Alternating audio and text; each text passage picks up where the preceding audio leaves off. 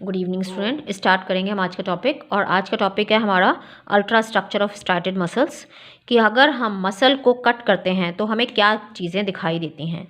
अगर हम मसल को कट करते हैं तो हमें ये हमने एक मसल को कट किया है, और इस मसल को कट करने पर हमको मसल सेल्स के बंडल्स दिखाई देते हैं इस तरह से।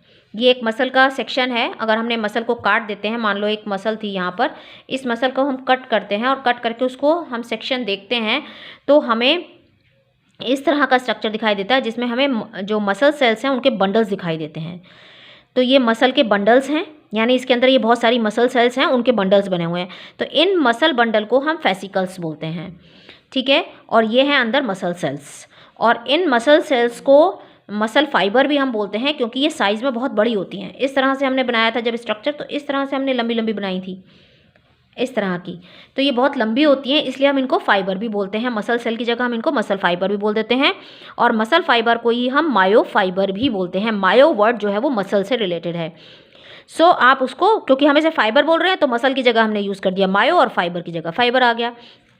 तो एक मसल को हम क्या बोलेंगे, ये मसल सेल को मायो फाइबर, ठीक है। अब ये जितने भी मसल के जो बंडल्स हैं, इनको बांधे रखने के लिए कि ये एक साथ जो है वो एक उसमें लगे रहें, तो यहाँ पर एक कनेक्टिव टिश्यू की लेयर होती है जिसको बोलते हैं फैसिया। ये कहलाती है फैसिया, ठीक है। ये इनको बांध के रखती है इन सारे बंडल्स को एक साथ, ठीक है। अब अगर हम इस एक को, ये जो मसल सेल के बंडल्स हैं, यानी बहुत सारी जो मसल सेल्स हैं इकट्ठा ग्रुप में बंडल्स के फॉर्म में, इस एक मसल सेल को हम बाहर निकाल लेते हैं। इस मसल सेल को हम बाहर निकाल रहे हैं, यानी उस मायोफाइबर को हम बाहर निकाल रहे हैं, तो हम देखते हैं कि इस मसल सेल के अंदर यानी मायोफाइबर के अंदर भी छोटे छोटे सिगरेट की तरह बहुत सारे, या पाइप की तरह बहुत सारी स्ट्रक्चर्स प्रेजेंट हैं। तो जिनको हम मायोफाइबर के अंदर ये स्ट्रक्चर जो प्रेजेंट है पाइप जैसी, इसको हम बोल देते हैं मायोफाइब्रिल। जैसे आपने देखा होगा आर्टरी बड़ी होती है, आर्टरी की छोटी ब्रांच क्या होती है, आर्ट्रियोल। तो ऐसे ही मायोफाइबर और मायोफाइब्रिल की छोटी ब्रांच क्या होगी, मायोफाइब्रिल्स। तो ये एक मायोफाइबर यानी मसल सेल मैंने बनाया है यहाँ, ये एक मसल सेल है। मायोफाइबर मतलब मसल सेल, मसल सेल को ये मायोफाइबर बोल रहे हैं। और इसके अंदर ये इतने सारी जो प्रेजेंट हैं ये स्ट्रक्चर्स, जिनको हम बोल रहे हैं मायोफाइब्रिल्स, ठीक है। ये मायोफाइब्रिल्स जो हैं, इन मायोफाइब्रिल के अंदर भी ये जो है यहाँ पर भी जो है फिलामेंट्स प्रेजेंट होते हैं, जो हमें डार्क और लाइट अपीयरेंस देते हैं। ऐसे डार्क, फिर light, dark light, dark light, ऐसे हमें जो देखने में लगती हैं। तो इसके अंदर भी, यानी इसके अंदर भी हमें जो है वो स्ट्रक्चर दिखाई देती है, जिसको इसके मायोफाइब्रिल के अंदर भी फिलामेंट्स प्रेजेंट होते हैं। इसके अंदर भी फिलामेंट प्रेजेंट होते हैं, दो तरह के, टू टाइप्स के फिलामेंट होते हैं, जिनको हम बोलते हैं मायोफिलामेंट्स। अब फिलामेंट है और उसके आगे जोड़ दिया मायो, क्योंकि मसल के फिलामेंट है। किसके अंदर हमें देखने को मिल रहे हैं, ये मायोफाइब्रिल्स के अंदर। और ये कैसे होते हैं, थिक, एक होता है थिक फिलामेंट होता है, और एक होता है थिन। थिक फिलामेंट जो होता है मायोसिन का बना हुआ, मायोसिन प्रोटीन जिसको हम बोलते हैं मायोसिन। और एक होता है थिन फिलामेंट जिसको हम बोलते हैं एक्टिन, ठीक है। तो थिक मतलब मोटा, मोटा मतलब मायोसिन, ऐसे याद रख लो, मोटा, ठीक है। मोटा मतलब मायोसिन, और थिन मतलब एक्टिव जो होते हैं पतले, यानी एक्टिन, ठीक है। तो इस तरह से, यानी मायोफाइब्रिल के अंदर मायोफिलामेंट। तो मायोफाइबर सेल हो गई, मायोफाइबर ये एक सेल है जिसको हमने खींच के बाहर निकाला है। उस मायोफाइबर के अंदर मायोफाइब्रिल्स हैं, और मायोफाइब्रिल्स के अंदर थिक और थिन फिलामेंट्स प्रेजेंट हैं, जिनको हम बोलते हैं मायोफिलामेंट्स। तो अब ये जो हमें है, हमें ऐसे यहाँ पर स्ट्रक्चर्स दिखाई देते हैं, ऐसे डब्बे की तरह। यहाँ पर ऐसे हमें डब्बे दिखाई देते हैं, ऐसे डब्बे, इस तरह की स्ट्रक्चर्स हमें दिखाई देती हैं। अब ये स्ट्रक्चर्स कैसे बनती हैं, ये यहाँ पर मायोफिलामेंट मायोफाइब्रिल में कैसे अरेंज होते हैं, हम इसको एक बार बना लेते हैं। एक मायोफाइब्रिल को हम एनलार्ज करके बना लेते हैं। सो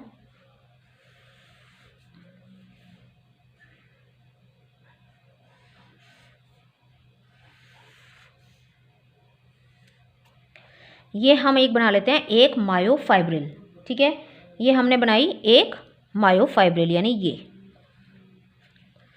ये एक हम बना रहे हैं। पर अभी यहाँ पर मैं एक चीज़ और बता दूँ कि ये जो है मसल सेल, इस मसल सेल की जो मेम्ब्रेन होती है, ये जो मायोफाइबर या मसल सेल है, इसकी जो मेम्ब्रेन है, इसको हम, इसकी प्लाज्मा मेम्ब्रेन, इसकी प्लाज्मा मेम्ब्रेन, इसकी प्लाज्मा मेम्ब्रेन को बोलते हैं हम सार्कोलीमा। देखो प्लाज्मा लीमा भी बोलते हैं ना प्लाज्मा मेम्ब्रेन को। तो सार्को वर्ड जहाँ पे भी आ रहा है वो मसल से रिलेटेड है, ठीक है।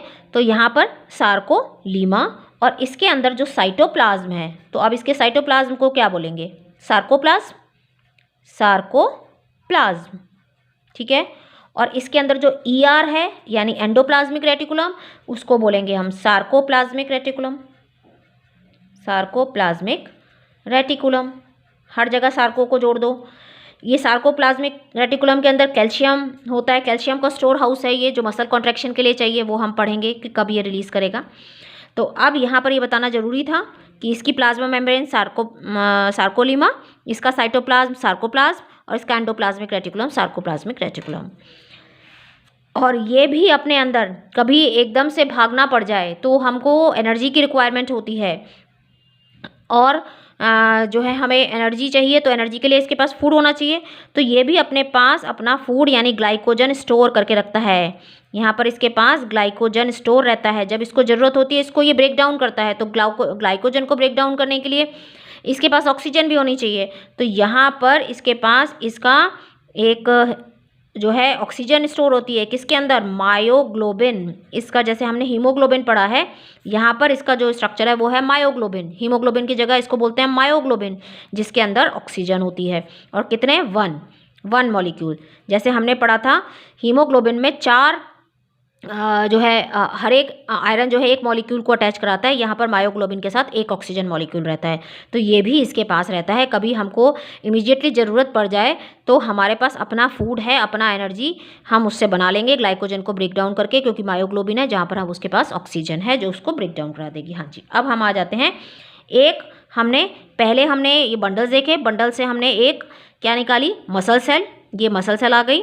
इस मसल सेल के हमें, जिसको मायोफाइबर बोलते हैं, इसके अंदर छोटे छोटे फिलामेंट, ये जो जैसे स्ट्रक्चर दिखाई दे रही है, जिसको बोलते हैं मायोफाइब्रिल।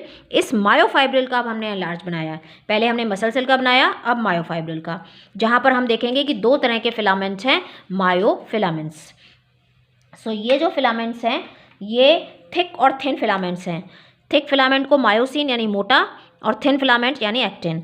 तो जो ये थिन फिलामेंट्स हैं वो इस तरह से होते हैं, ये थिन फिलामेंट्स, ठीक है। ये हैं थिन फिलामेंट्स। अब ये जो थिन फिलामेंट्स हैं ये ऐसे ही नहीं पड़े रहते। यहाँ पर एक connective tissue, elastic connective tissue की एक लाइन होती है जो इनको पकड़ के रखती है ऐसे, ठीक है। एक इसकी कनेक्टिव टिश्यू की एक लाइन होती है, इलास्टिक कनेक्टिव टिश्यू की, जो इसको ऐसे पकड़ के रखती है, ठीक है, जिसको हम बोलते हैं जेड लाइन। जेड लाइन, ये जेड लाइन हो गई। तो इस तरह से यहाँ पर भी होंगे ऐसे एक्टिन फिलामेंट, ऐसे इस टाइप से यहाँ भी होंगे, आगे भी होंगे। तो यहाँ पर हो गई जेड लाइन, ठीक है। तो एक जेड लाइन से दूसरे जेड लाइन का एरिया जो है, ये यहाँ से यहाँ तक का एरिया, इसको हम बोलते हैं सार्कोमियर। और ये सार्कोमियर क्या है? इसकी structural and functional unit, structural and functional unit है इसकी। एक जेड लाइन से दूसरे जेड लाइन पर एक सार्कोमियर होता है। ऐसे ही यहाँ पर भी एक सार्कोमियर हो गया, ये दूसरा सार्कोमियर हो गया। अब थिन फिलामेंट तो हमने बना लिए, अब थिक फिलामेंट कहाँ हैं? जो थिक फिलामेंट हैं वो यहाँ पर इसके सेंटर में प्रेजेंट होते हैं, इस तरह से मोटे मोटे, ये मोटे मोटे मायोसिन के ऐसे सेंटर में होते हैं, ठीक है। थिन फिलामेंट के ऊपर भी ओवरलैप कर रहे होते हैं। अब इसको भी बांधने के लिए कुछ चाहिए, नहीं तो ये भी गिर जाएगा। तो यहाँ पर भी एक हल्की हल्की सी एक लाइन होती है जो इसको पकड़ के रखती है कनेक्टिव टिश्यू की, क्योंकि ये सार्कोमियर के सेंटर में है, इसलिए हम इसको बोलते हैं एम लाइन। एम मतलब मिडल। तो सार्कोमियर के बिल्कुल सेंटर में है ये, और बिल्कुल बीच में पड़े रहते हैं मोटे वाले, जिनको हम बोलते हैं थिक फिलामेंट। ये थिक फिलामेंट है, ये थिन फिलामेंट है। ये थिन है, थिन फिलामेंट, और ये है थिक फिलामेंट। ठीक है, ये वाले थिक फिलामेंट हैं, ये थिन फिलामेंट हैं। अब इसमें और भी हैं कि इसके जो जोन है, उन जोन को हम क्या बोलेंगे? जो ये एरिया है, ये वाला एरिया जहाँ पर खाली ये थिन फिलामेंट आ रहा है, ये जो खाली थिन फिलामेंट आ रहा है, खाली ये वाला एरिया जहाँ पर खाली थिन फिलामेंट आ रहा है, इसको हम बोलते हैं आई बैंड। जहाँ पे खाली थिन है, थिक नहीं, जहाँ थिक ओवरलैप कर रहा है वो नहीं, खाली थिन, जहाँ जहाँ खाली थिन फिलामेंट है, सिर्फ इतना सा एरिया, इस इतने से एरिया को हम बोलते हैं आई बैंड, ये वाला।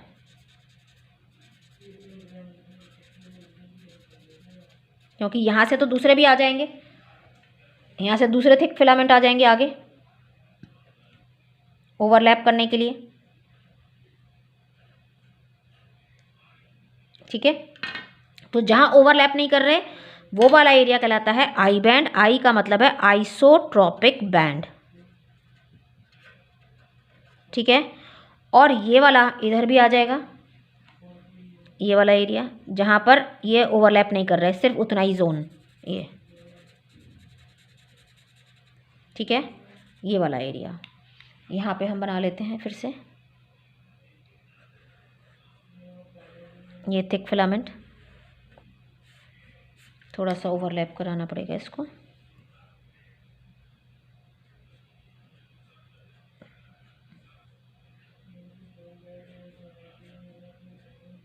ठीक है, सो अब ये वाला जहाँ पर ये थिक फिलामेंट है, ये क्या कहलाता है?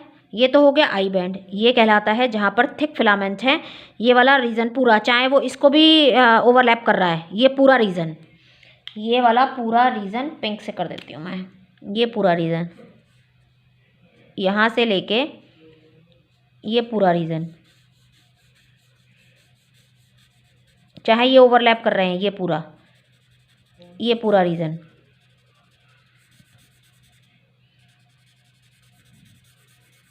ये जो ओवरलैप भी कर रहे हैं वो भी, ये पूरा रीजन,